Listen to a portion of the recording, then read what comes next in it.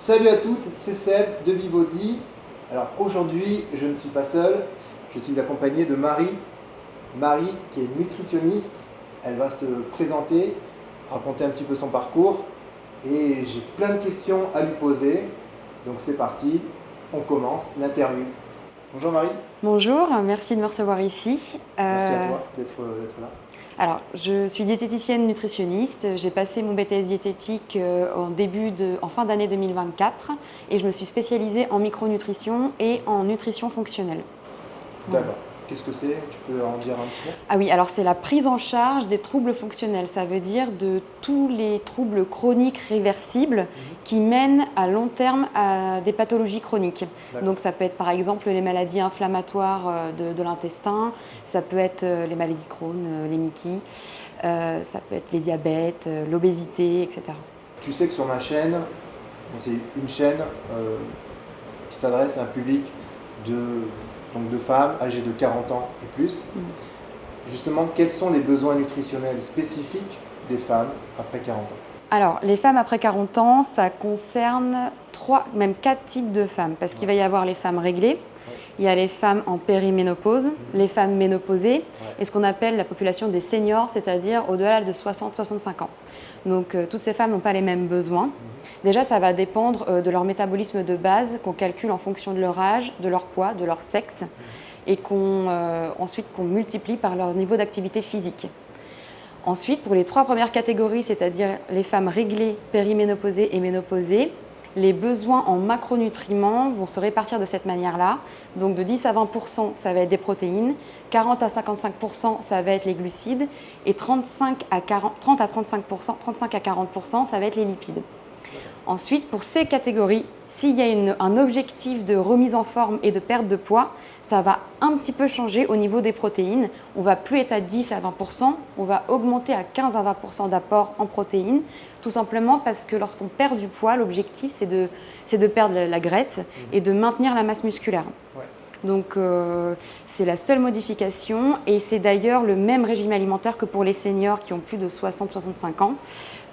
Donc c'est 15 à 20% de protéines, tout simplement parce que lorsqu'on vieillit, la synthèse protéique diminue et le but c'est de lutter contre la sarcopénie. Voilà. D'accord. Et justement, pourquoi est-ce souvent plus difficile de perdre du poids avec l'âge, même en mangeant bien? Alors, il y a plusieurs raisons à ça. Déjà, il faut savoir que le métabolisme de base ralentit. À partir de 20-25 ans, notre métabolisme de base, donc ça veut dire l'énergie que notre corps utilise au repos pour fonctionner, eh bien, il diminue de 2 à 3% par décennie. Donc, c'est lié au processus normal de vieillissement. À consommation égale, on stocke plus, on brûle moins. Ensuite, il y a une perturbation hormonale. Donc, avec l'âge, on devient plus résistant à l'insuline. Ça veut dire qu'on utilise moins les glucides qu'on consomme et on les stocke davantage. Ensuite, il y a aussi un ralentissement de la fonction thyroïdienne, donc qui n'est pas pathologique, mais qui fait que le métabolisme réduit. Et bien sûr, concernant les femmes, à partir de 40, 45 ans, 50, voire un peu plus, et la chute des oestrogènes qui ralentit encore le métabolisme de base, qui entraîne encore une résistance à l'insuline et aussi un stockage des graisses qui migre des fesses et des cuisses jusqu'à, on appelle ça la graisse viscérale, qui est plus difficile à perdre. Donc ça, c'est les premiers points. Ensuite, il y a aussi une altération du microbiote. Donc le microbiote perd en qualité et en diversité, ça veut dire que nos bactéries pathogènes sont moins présentes, bactéries bénéfiques sont moins présentes et par contre il y a une augmentation de la population des bactéries qui sont qui profitent, qui sont parfois pathogènes, pas toujours, mais qui a un impact sur la métabolisation de certains nutriments et sur le stockage des graisses. D'accord. Ensuite, la ménopause, ça mène aussi à une perturbation de nos cycles circadiens, donc du sommeil. Et ça perturbe nos cycles hormonaux, notamment pour la synthèse et la production de gréline et de leptine, qui sont les hormones de la faim et de la satiété. Donc il y a une dérégulation de l'appétit qui peut mener à des envies de grignotage, des fringales dans la journée. Et ensuite, bien manger ne suffit pas toujours, dans le sens où bien manger, ce n'est pas forcément manger de manière adaptée à son métabolisme. Est-ce qu'on mange trop de glucides par rapport à son apport en lipides ou en glucides? Est-ce qu'on n'en mange pas assez et du coup notre corps se met en mode économie? Est-ce qu'on a des carences qui fait que notre corps bloque aussi l'utilisation de nos ressources? Et est-ce qu'on mange de manière adaptée à notre chronobiologie avec des heures fixes, ou est-ce qu'on grignote, etc. Donc voilà, parfois le corps a besoin d'un rééquilibrage plus profond pour perdre du poids. Ouais. Alors, faut-il justement réduire les glucides après 40 ans? Alors, je ne peux pas donner une réponse adaptée pour tout le monde, parce que ça dépend de l'alimentation. Est-ce qu'il y a déjà trop ou pas assez de glucides? Est-ce que la personne fait des trails régulièrement et dans ce cas-là, elle a besoin d'avoir une certaine quantité de glucides? Est-ce que... voilà, ça va dépendre de son mode de vie, de la personne. Et le conseil global que je pourrais donner, c'est de limiter au maximum les sucres rapides. D'accord. Voilà. Ouais.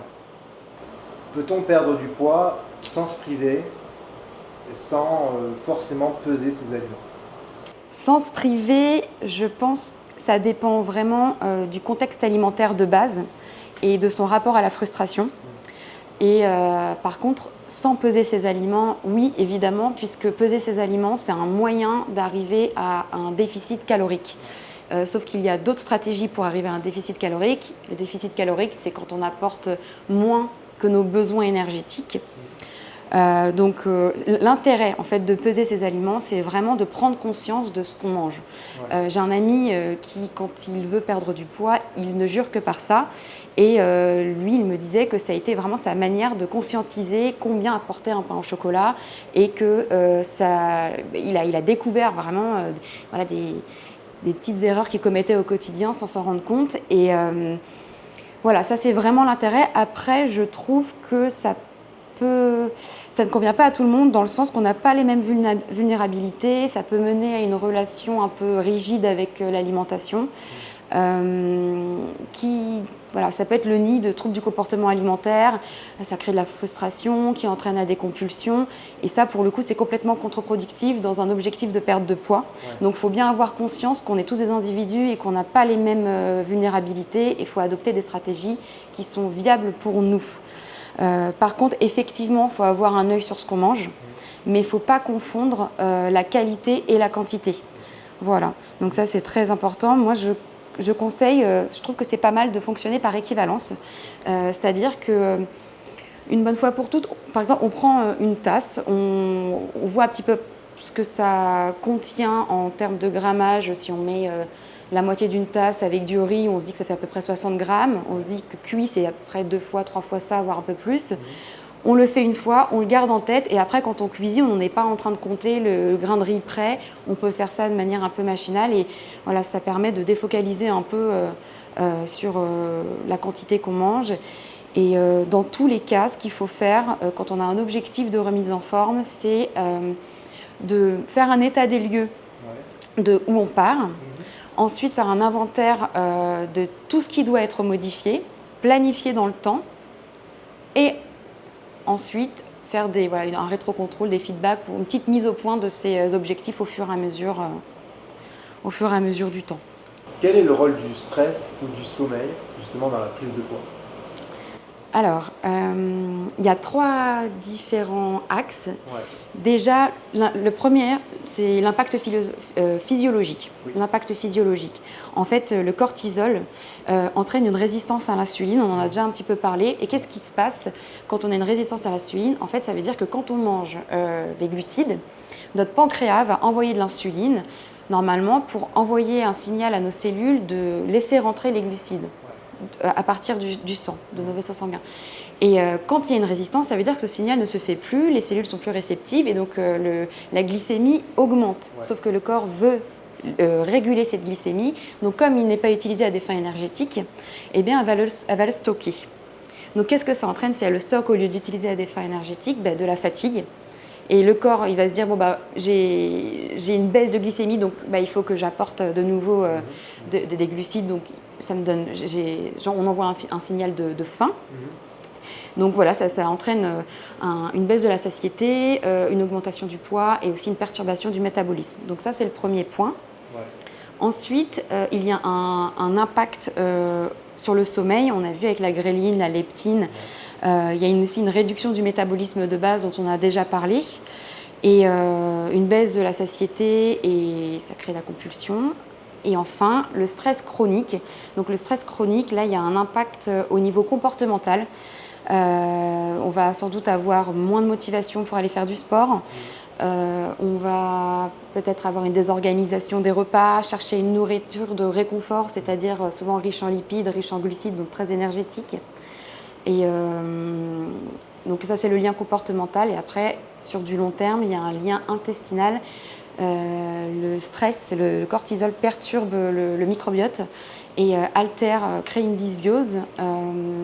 Et en fait, ça altère le métabolisme de nos nutriments et la satiété, comme on en parlait un petit peu avant. Même, ça peut créer une inflammation de bas grade qui est le nid de l'obésité. Voilà.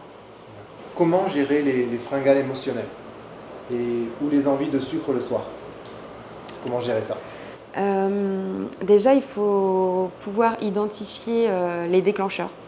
C'est-à-dire que ça ne sera pas la même stratégie en fonction de ce qui nous pousse à avoir des fringales le soir. Ouais. Déjà, on peut souffrir d'hypoglycémie réactionnelle. Ça veut dire que notre repas a une charge glycémique élevée et entraîne une hausse rapide de notre glycémie. Ouais. Donc, le pancréas va envoyer beaucoup d'insuline pour réguler cette glycémie et notre glycémie va chuter et c'est là qu'on a une hypoglycémie réactionnelle et qu'on peut avoir des fringales. Donc ça, c'est vraiment tout ce qui est fatigue après les repas et envie de manger quelques heures après, c'est symptomatique de l'hypoglycémie réactionnelle. Donc ce qu'il faut faire là, c'est moduler son repas du soir, faire en sorte d'avoir au moins un peu de lipides, de protéines et de fibres qui sont à IG bas. Et puis, surtout, éviter de manger des aliments sucrés en prise isolée et favoriser leur prise après le repas. Donc ça, c'est la première cause. Ensuite, ça peut être des fringales émotionnelles. Voilà, de la tension, de la journée, on se décharge. Donc là, ça va être de la compulsion alimentaire pure et dure. Et dans ce cas-là, il faut agir sur les facteurs de stress. Ça peut être par un suivi psy, mais ça peut être aussi par de la cohérence cardiaque, de la méditation, en fait toute activité qui permette d'être dans l'ici et le maintenant et de lutter contre la cogitation ou la rumination. Et voilà. Et aussi, si jamais c'est à cause de troubles du comportement alimentaire, il y a quand même des thérapies, notamment la TCC, thérapie cognitivo-comportementale, qui ont vraiment, vraiment montré leurs preuves. Donc voilà, agir sur les facteurs de stress. L'autre cause, il en reste deux, donc les carences micronutritionnelles dont on a parlé. Et dans ce cas-là, avoir un œil, peut-être faire des analyses bio pour vérifier, pour faire un check-up et voir si on n'a pas de carences, notamment je pense à la B6, au magnésium ou au chrome. Voilà, la B6 qui intervient dans la modulation de neurotransmetteurs qui sont tranquillisants, relaxants, qui est le GABA, le chrome, le magnésium qui intervient dans plus de 700 systèmes enzymatiques et qui permet de moduler un neurotransmetteur qui est le glutamate et qui est excitateur. Donc voilà, ça peut avoir une conséquence.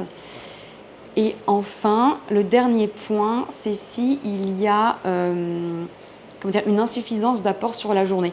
En fait, si on s'est restreint toute la journée, et ce manque d'apport va être compensé le soir sous forme de compulsion. Et là, dans ce cas-là, faut réorganiser ces repas, faut les repenser. Donc 3 repas à heure régulière. Le matin, c'est bien de commencer par un petit déjeuner protéiné, toujours avoir une base protéique, des repas à charge glycémique modérée et basse ou modérée. Et voilà, c'est une réorganisation de ces repas dans ce cas-là. Et ensuite, qu'est-ce qu'il faut faire quand ça arrive, quand on a des compulsions? Donc, ce qui est bien, c'est de faire un scan émotionnel. Oui. Donc, il faut dézoomer et sortir de la pulsion. Donc, la première étape, ça sera de prendre une minute pour réfléchir et de se poser une question. Qu'est-ce que je ressens? D'observer ses pensées, ses émotions et ensuite choisir ce qu'on veut faire. Donc, Soit on décide de partir sur une activité de dérivation, c'est-à-dire que on lit, on écoute un podcast, on essaie de se distraire autrement. Moi, ce que je recommande, c'est vraiment trouver une activité qui stimule suffisamment l'attention pour ne pas être distraite. Par exemple, pour moi, les podcasts, j'ai tendance à un peu partir dans mes pensées. Je pense que c'est bien d'avoir une activité, par exemple, trier ses mails. C'est un exemple comme ça, mais ça demande d'être quand même un petit peu investi dans ce qu'on fait, dans la tâche, et de rester suffisamment focus pour ne pas divaguer. Donc soit une activité de dérivation, soit tout simplement prévoir une collation équilibrée qui sera, je ne sais pas, par exemple un yaourt avec un fruit, des oléagineux avec 2 carrés de chocolat noir à 70%. Voilà, c'est prévu, c'est organisé et c'est sain et c'est complètement OK d'en prendre une si on a faim. Et au quotidien, il y a des supplémentations, une complémentation qui permet de lutter contre ces fringales sucrées, qui sont le chrome, chrome picolinate. Ça permet de couper l'envie, donc ça c'est vraiment une béquille plutôt qu'une solution sur du long terme. Enfin, ça peut être bien de prévoir des routines, parce que par définition, une routine c'est rigide. Donc ça laisse moins d'espace au vide émotionnel ou au vide mental qui sont souvent le nid de fringales. Donc par exemple, on mange à 20h, on sait qu'à 20h45 on va prendre sa douche, 21h15 on commence à lire et après on dort. Voilà, au moins c'est réglé, ça laisse moins d'espace aux fringales. Et voilà, c'est à peu près tout. Donc on va parler un petit peu de ménopause si tu veux bien. Quel impact a la ménopause sur la gestion du poids et les choix alimentaires? Alors on en a déjà un peu parlé, mais je vais reprendre ça d'un point de vue synthétique. Déjà, il y a des changements hormonaux et métaboliques. Il y a une baisse de sensibilité à l'insuline qui entraîne une moins bonne régulation de la glycémie et donc plus d'envie sucrée. Une chute des oestrogènes qui entraîne une baisse du métabolisme de base et du coup, à consommation égale, on stocke plus et on brûle moins. Et ces deux conséquences entraînent une redistribution des graisses des fesses et des cuisses vers l'abdomen qui est plus difficile à perdre. Ensuite, il y a aussi des changements comportementaux. Donc il y a des troubles au niveau de l'humeur et des troubles du sommeil qui vont... Cet inconfort va être compensé par des fringales et des grignotages. Et ensuite, il y a aussi une évolution du besoin nutritionnel. Donc, on a déjà parlé du besoin de manger plus de protéines, mais pas que, parce qu'en fait, il y a également besoin de manger. Donc, il y a besoin de manger moins de calories, mais plus de nutriments, donc notamment de protéines, de calcium, de vitamine D et d'oméga 3. Alors, je vais un peu rentrer dans les détails, tout simplement parce que la chute d'oestrogène. Ça défavorise certaines de nos cellules, notamment celles qui reconstruisent nos os. Donc ça stimule nos ostéoblastes de base, les oestrogènes, et ça inhibe les ostéoclastes, ceux qui résorbent notre os. Donc voilà, ça inverse le fonctionnement de ces deux cellules-là. Et c'est d'ailleurs ce qui cause le risque accru de l'ostéoporose. Donc il faut faire en sorte de ramener suffisamment de calcium, suffisamment de vitamine D aussi, tout simplement parce que ça favorise l'absorption du calcium, la vitamine D. Et avec l'âge, notre capacité d'absorber diminue. Et pourquoi plus d'oméga 3 ? Et bien, tout simplement parce que, en fait, nous les femmes réglées, on a un risque de maladie cardiovasculaire moindre que celui des hommes jusqu'à une certaine période qui est la périménopause et la ménopause, où là on les rattrape, voire même on les dépasse, parce que les oestrogènes en fait ils protègent notre élasticité des artères, ils luttent contre l'agrégation plaquettaire, ils luttent contre l'inflammation vasculaire, donc plus d'oestrogènes, on n'a plus tous ces effets bénéfiques et dans ce cas-là il faut compenser en termes d'apport alimentaire. Après, il faut bien avoir conscience que tout n'est pas dû à la ménopause. Il y a quand même pas mal de choses qui sont dues aussi à l'évolution de notre mode de vie. Et quand on prend de l'âge, on a tendance à devenir plus sédentaire. Voilà, les conseils globaux que je pourrais donner, ça serait lutter contre la sédentarité, rester en action et en mouvement. faire attention à la qualité de son sommeil, mettre en place des actions pour gérer son stress et attention à la densité nutritionnelle de ses repas. Justement, est-ce qu'il y a des aliments à privilégier ou justement à éviter en période ménopause et pré-ménopause? Oui, tout à fait. Alors, on va commencer par ça à privilégier. Les légumes crucifères sont riches en indole, en fait. Ce sont des composés qui permettent de faciliter le métabolisme des oestrogènes. Donc ça peut être intéressant quand on est en préménopause. Et en plus de ça, ça soutient le foie d'un point de vue détox. Ensuite, il y a les légumineuses. On peut compenser la chute d'oestrogènes par des phytoœstrogènes qu'on trouve notamment dans le tofu, le soja, et aussi dans certaines graines oléagineuses comme les graines de sésame, les graines de sésame et de chia et de lin. En plus, c'est un bon apport d'oméga 3, ouais, exactement. Et en fait, pour tout ce qui est soja, tofu, il faut quand même faire attention à comment on les sélectionne, sans OGM, privilégier le bio. Il faut bien avoir conscience que ça reste des aliments ultra transformés. Donc voilà, ces phytoœstrogènes, ils permettent de mimer, ils se fixent sur les mêmes récepteurs que les œstrogènes et ont des effets moindres, mais permettent de mimer les mêmes effets que les œstrogènes. Ça permet de compenser légèrement. Ça ne compensera jamais totalement, évidemment. Ensuite, il faut consommer des viandes maigres, donc poulet, poisson. Consommer régulièrement 2 fois par semaine, je dirais, normalement c'est 1 fois par semaine selon l'ANSES, mais moi je dirais 2 fois par semaine, des petits poissons gras, riches en EPA et DHA, donc oméga 3. Consommer aussi des fruits rouges, très antioxydants, protecteurs au niveau cardiovasculaire. Et aussi consommer des eaux riches en calcium pour apporter suffisamment de ce minéral. Et ensuite, à éviter, il va y avoir tout ce qui est sucre rapide. Sucre rapide et farine raffinée, farine blanche. Favoriser les complètes, semi-complètes, tout simplement parce qu'elles impactent très rapidement la glycémie. Donc ça peut perturber, ça perturbe la glycémie, mais ça crée aussi des troubles de l'humeur, ça peut perturber le sommeil, ça fait prendre du poids, tout ce qu'on a parlé de la graisse viscérale tout à l'heure, et ça accentue les coups de pompe aussi, donc éviter ces aliments-là. Ensuite, il va y avoir tout ce qui est aliments ultra transformés.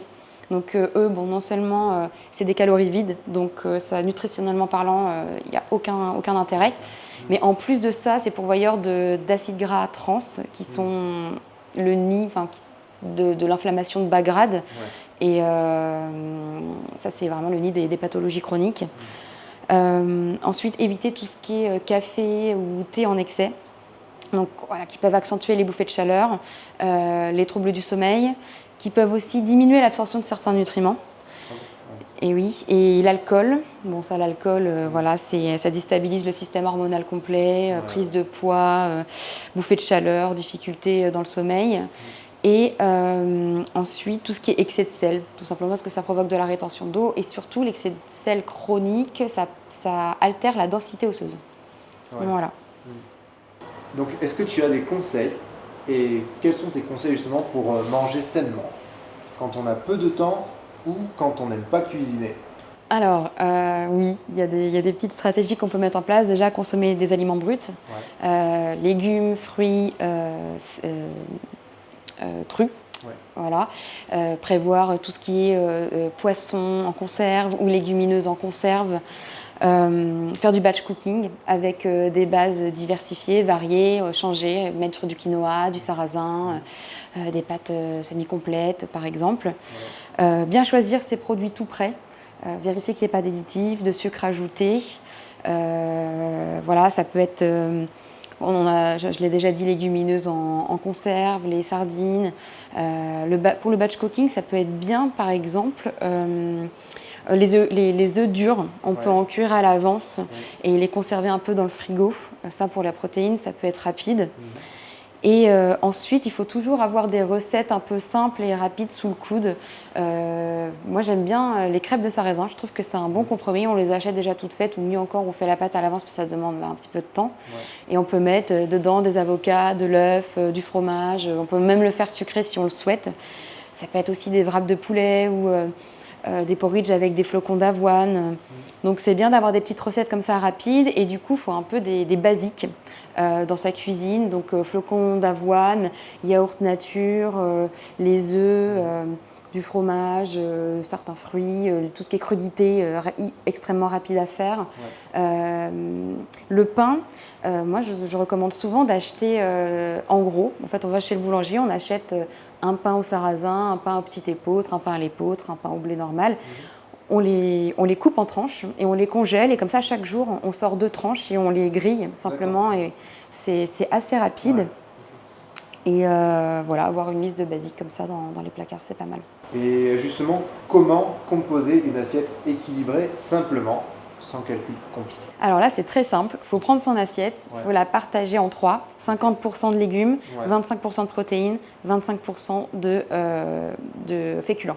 Okay. Voilà, toujours en ayant en tête les recommandations de l'ANSES. Qui sont environ 400 grammes de fruits et légumes par jour, ça représente 5 portions. 2 portions de poissons par semaine, moi je dirais 3, dont 2 poissons gras. 2 à 3 produits laitiers par jour.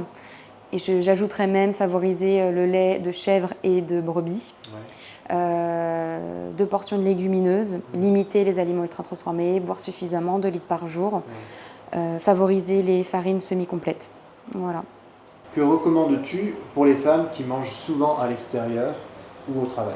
Alors, déjà, si c'est quelqu'un qui prend un tupperware pour manger à son bureau, garder la même base au niveau de l'assiette, avec toujours une portion de légumes, éviter les boissons sucrées, favoriser un fruit en dessert. Après, lorsqu'on va manger dans un restaurant, voilà, sélectionner ses plats. Donc ça peut être favoriser les cuisines comme les pokéballs, la cuisine orientale, toujours essayer d'avoir une portion de légumes, demander la sauce à part. Essayer de voir s'ils proposent du pain complet, éviter les boissons sucrées. Voilà, c'est à peu près les conseils. Ah oui, si, et aussi prévoir une collation, parce que ça évite d'aller acheter une viennoiserie si on a une collation qui est déjà prévue avec son petit yaourt ou sa tranche de pain avec un carré de chocolat. Voilà, ça c'est important. Et éviter tout ce qui est pizza, plat de pâtes, de manière trop régulière. Est-ce que tu as une petite astuce pour nous, simple, pour limiter les grignotages sans frustration? Alors, déjà, pour moi, il faudrait prévoir la collation. Ça, je viens de l'expliquer un petit peu, mais on diabolise beaucoup la collation parce qu'on l'associe à l'enfance, alors que les goûters, c'est aussi viable et valable pour les adultes. C'est complètement cohérent nutritionnellement parlant. Surtout que, par exemple, je parle souvent du chocolat noir, notamment à 17h, qui est hyper intéressant parce que il est pourvoyeur de tryptophane, qui est le précurseur de la sérotonine, qui aide à dormir, à réguler l'humeur, donc tout à fait cohérent de le prendre à 17h. Ensuite, il faut bien s'hydrater parce que souvent la faim est confondue avec de la soif. Donc faire attention à son apport hydrique sur la journée. Il y a d'ailleurs des gourdes qui existent avec une graduation qui permettent un peu de garder un œil sur ce qu'on a bu. S'apaiser, se poser la question pour vérifier si c'est une vraie faim ou une faim une envie de manger à cause d'un vide émotionnel ou mental. Et ensuite se focaliser sur une tâche si jamais vraiment on veut l'éviter. Comme j'expliquais un petit peu plus tôt, une tâche qui nous demande un peu, qui nous stimule. Est-ce que tu as une astuce pour les femmes qui veulent maigrir, perdre du poids? Comment rester motivée justement quand les résultats tardent à venir? Alors, déjà, il faut revenir au pourquoi. Bien garder en tête qu'est-ce qui nous motive. Ensuite, plutôt que de se donner des objectifs de perte de poids, par exemple 10 kilos en 6 mois, mieux vaut que ça soit des objectifs progressifs et réalisables, c'est-à-dire pratiquer une séance de sport, faire du sport 3 fois par semaine, ou marcher au moins 40 minutes par jour. Faire en sorte que ces objectifs-là deviennent des routines. Se dire que la continuité est un objectif en soi. célébrer les petits succès. Voilà, les petits succès. Ça peut être bien de prendre des notes ou de prendre des photos pour voilà, se voir changer, évoluer. Célébrer les succès invisibles, c'est-à-dire que se sentir mieux, dormir mieux, c'est aussi une réussite en soi. Se dire que la perte de poids, c'est une conséquence plutôt qu'un objectif, parce que le but, c'est quand même d'adopter un mode de vie sain, voilà, des habitudes qui sont bonnes pour nous. Être bienveillant vis-à-vis de soi-même, surtout éviter les comparaisons. Et si jamais voilà, ça devient difficile, plutôt qu'abandonner, revoir à la baisse ou moduler ses objectifs. Voilà.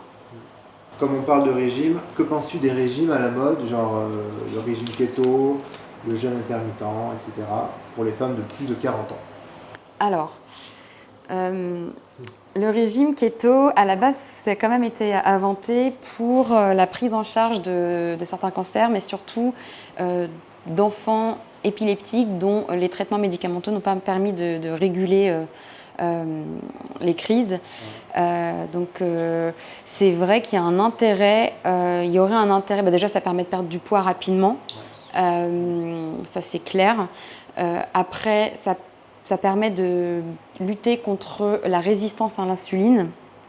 Et voilà, apparemment, il y aurait aussi des effets euphorisants pour certaines personnes. Mais par contre, au niveau des inconvénients, il faut voir la balance bénéfice-risque. C'est-à-dire que déjà, il n'y a aucune donnée solide sur la sécurité de ce régime alimentaire au long terme. C'est très, très restrictif. Donc, déjà, pour mettre ça en place, quand on a une vie de famille, même tout seul, c'est hyper compliqué. Ça crée beaucoup de frustration. Ça peut provoquer des troubles du comportement alimentaire. D'ailleurs, il y a des personnes qui ne supportent pas les effets neurologiques parce que ça peut créer de la confusion, de la fatigue, etc. Les glucides sont quand même en partie remplacés par des protéines et des lipides.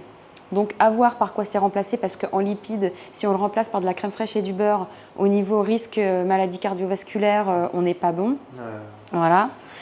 Pour les personnes qui ont une prédisposition pour les calculs rénaux, c'est à éviter. Il y a un risque de carence nutritionnelle. Et là, par contre, et je tiens à souligner ce point-là parce que c'est vraiment mon cœur de métier puisque je suis spécialisée en troubles intestinaux, il y a quand même pas mal d'études qui ont démontré l'impact sur le microbiote. Donc, ça a tendance à créer des dysbioses de putréfaction, donc une maldigestion des protéines, une altération de la qualité du mucus, une diminution de la production d'acides gras à chaîne courte qui interviennent dans tout un tas de systèmes physiologiques absolument essentiels pour nous. Et les dysbioses, aujourd'hui, on va dire qu'il y a des solutions pour rééquilibrer, mais il n'y a pas de remède miracle. Et en général, c'est quand même des troubles chroniques qui peuvent avoir des conséquences plus graves. Donc, bon, c'est vrai que c'est pas, pour moi, c'est pas ce que je recommanderais, à part dans des cas très spécifiques. Voilà. Pour le jeûne intermittent, alors, le jeûne intermittent, moi, je trouve ça intéressant. C'est pas adaptable pour toutes les populations. Femmes enceintes, les adolescents, les enfants, ceux qui souffrent de TCA, etc. Je le recommanderais pas. Enfin, je le recommande pas. Ça peut provoquer de la faim, de l'irritabilité.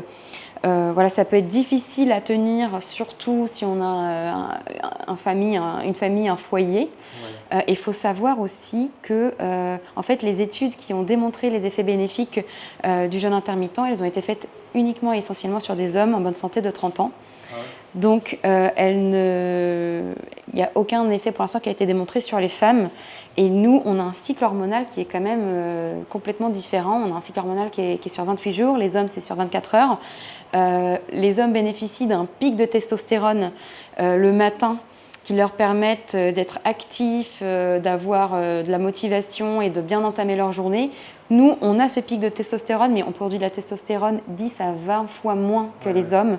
Donc, en fait, apporter du carburant au début de la journée, ça paraît quand même essentiel pour les femmes. Peut-être même, ce qui nous conviendrait le plus, ça serait de faire un jeûne intermittent, mais en le faisant le soir. Et ça, c'est quand même plus compliqué, je trouve. Mais c'est ce qui serait peut-être plus cohérent pour nous. Après, il y a quand même de vrais effets bénéfiques. Donc, ça lutte contre la résistance à l'insuline. Ça permet de perdre du poids. Ça permet de mettre au repos le système digestif. De mettre en place ce qu'on appelle l'autophagie, donc qui est un système de nettoyage cellulaire. Donc là, pour l'instant, c'est en test sur l'homme, mais c'est en cours d'étude. Voilà, ça permet de réduire l'inflammation, ça aurait un possible effet sur la lutte des maladies cardiovasculaires. Donc voilà, c'est quand même intéressant en termes de régime alimentaire, mais par contre, ce qui est viable et valable pour tout le monde, c'est vraiment le rééquilibrage alimentaire. Savoir quand est-ce qu'on mange, comment on mange, quelle quantité. Et aujourd'hui, il y a une pléthore d'études scientifiques qui démontrent que le régime méditerranéen est celui le plus bénéfique pour nous. Quel conseil donnerais-tu à une femme qui a essayé plein de régimes et qui n'y croit plus trop? Alors, déjà, je lui conseillerais d'être accompagnée. Voilà, surtout quand on ne s'en sort pas, ça peut provoquer une grande détresse. Donc être accompagné. Ensuite, avoir conscience que si jamais on a fait des régimes restrictifs à répétition, il peut y avoir une rigidité du corps à la perte de poids. Ensuite, tout n'est pas une question de calories. Il peut vraiment y avoir des troubles beaucoup plus profonds qui sont d'ordre hormonaux et métabolique. Donc parfois, en fait, si on n'a pas la solution, c'est parce qu'il faut aller chercher plus loin. Et là, l'intervention d'un professionnel de santé est tout indiquée. Et enfin, je pense que si c'est important, il faut travailler sa relation au poids. C'est un travail sur le corps, mais c'est aussi un travail sur l'esprit, dans le sens où le psychique a une énorme part, un énorme impact sur la perte de poids. Et parfois, c'est aussi apprendre à améliorer la relation avec son corps, avec l'image de soi. Ça peut voilà, être la solution pour peut-être s'accepter ou accepter de perdre du poids de manière plus nuancée. Voilà. Alors, pour finir, je vais poser à Marie quelques questions diverses. Marie, donc si tu devais résumer en une phrase ta philosophie alimentaire, ce serait quoi? Alors il y a une phrase que j'aime beaucoup qui dit tout est poison, rien n'est poison, c'est la dose qui fait le poison. C'est le fameux médecin et alchimiste suisse Paracelse, qui est mort au XVIe siècle, qui est l'auteur de cette phrase. Et cette phrase, si je l'adapte d'un point de vue alimentaire, c'est qu'il ne faut diaboliser ou encenser aucun aliment, puisqu'en fait, leur rapport positif ou négatif sont dose dépendants. Donc, il faut s'alimenter en ayant une connaissance et une conscience de ce qu'est l'équilibre alimentaire, notamment en fonction des recommandations de l'ANSES. Mais c'est totalement OK d'avoir un excès de temps en temps. Il faut savoir que l'équilibre alimentaire, il ne se vérifie pas sur 24 heures, il se vérifie sur plusieurs semaines. D'ailleurs, en restauration collective, le GMRCN prévoit des menus sur 5 semaines pour garantir l'équilibre alimentaire. Donc voilà, il ne faut pas se culpabiliser tant que ces excès sont compensés par un mode de vie sain et une alimentation saine au quotidien. Alors pour toi, quel est le plus grand mythe nutritionnel que tu aimerais démonter aujourd'hui? Si tu en as un, bien sûr. Ben oui, j'en ai, mais même plusieurs. Okay. Je vais commencer par le premier qui est sur le sucre. On voit beaucoup de recettes, il faut éviter le sucre blanc raffiné, il faut prendre du miel, du sirop d'agave. Alors il faut savoir que dans tous les cas, c'est des sucres rapides et qu'ils ont un impact sur la glycémie et quasiment, c'est la même chose, c'est des sucres rapides et qui vont avoir une vitesse d'absorption rapide et donc qui va entraîner une hausse de la glycémie rapide. Ce qui est important, c'est le contexte de consommation. Donc avec quoi on le consomme, quelle quantité. Voilà. On ne va pas pouvoir un peu tricher en prenant du miel et en se disant c'est ok, mais il faut bien avoir en tête que c'est quasiment la même chose que du sucre blanc. Voilà. Et il y a une autre chose sur les œufs qu'on entend beaucoup pour lutter contre le cholestérol. Alors il faut savoir que le cholestérol... Le quoi? Elle est célèbre, ça. Voilà, elle est très répandue. Aujourd'hui, on sait que notre taux de cholestérol est représenté par seulement 15% de nos apports alimentaires. Enfin, 15% de nos apports alimentaires sont reflétés dans notre taux de cholestérol. Donc quand on dit arrêter de manger des œufs pour lutter contre le cholestérol, non, j'encourage pas à manger 50 œufs par jour, c'est pas la question, mais c'est pas ça qui va faire une énorme différence. En général, le taux de cholestérol, il est impacté par d'autres choses. Ça peut être des carences en vitamine D, ça peut être un trouble des acides biliaires. En fait, il y a souvent des réalités qui sont liées à des troubles fonctionnels plutôt qu'à des apports alimentaires déséquilibrés. Bien sûr, ça a un impact, hein. Ça, je ne le nie pas, mais il faut nuancer. Voilà. Marie, d'ailleurs, toi, tu consultes en cabinet. Comment ça se passe? Tu m'as parlé de téléconsultation. Oui, alors effectivement, pour l'instant, je fais exclusivement de la téléconsultation, c'est-à-dire que je fais mes consultations via des plateformes diverses, ça dépend, ça peut être Teams, ça peut être Zoom par exemple. En général, mes suivis, comme je prends en charge du chronique, c'est sur des périodes de 2 à 3 mois, donc c'est des consultations d'1 heure tout le temps. Séparé de 2 à 3 mois parce que le temps de mettre en place un protocole, ça prend du temps. Sauf quand l'objectif c'est de la perte de poids et de la remise en forme parce que là il faut un soutien beaucoup plus rapproché. Donc je propose, il y aura toujours, quoi qu'il arrive, une consultation bilan d'1 heure. Par contre, le suivi sera des consultations d'1 demi-heure. Voilà, s'il y a un objectif de perte de poids parce qu'il faut revenir sur certains points, la personne a besoin d'être soutenue et donc ça veut dire, ça dépend, ça peut être toutes les semaines en fonction du profil, toutes les 2 semaines, tous les 1 mois, ça dépend aussi du ressenti de la personne et on va dire de ses connaissances de base. D'accord. Tu as un site internet, des réseaux sociaux? Oui, alors je suis sur Instagram, c'est Marie, le _B_ diète. D'accord, on mettra dans la description et en bas de l'écran. Et Facebook, Marie Bourlan. Et j'ai aussi un site internet, donc c'est Marie Bourlan, diététicienne. Normalement, vous devez me trouver sur Google. Ok, on mettra tous les liens dans la description de la vidéo. Merci beaucoup. Merci Marie, à toi. Merci beaucoup d'avoir répondu à toutes mes questions. Et je te souhaite une bonne continuation. Merci, à toi aussi. Et puis, à bientôt. À bientôt. N'oubliez pas de vous abonner, de liker la vidéo et puis on se voit la semaine prochaine. Allez, bye bye.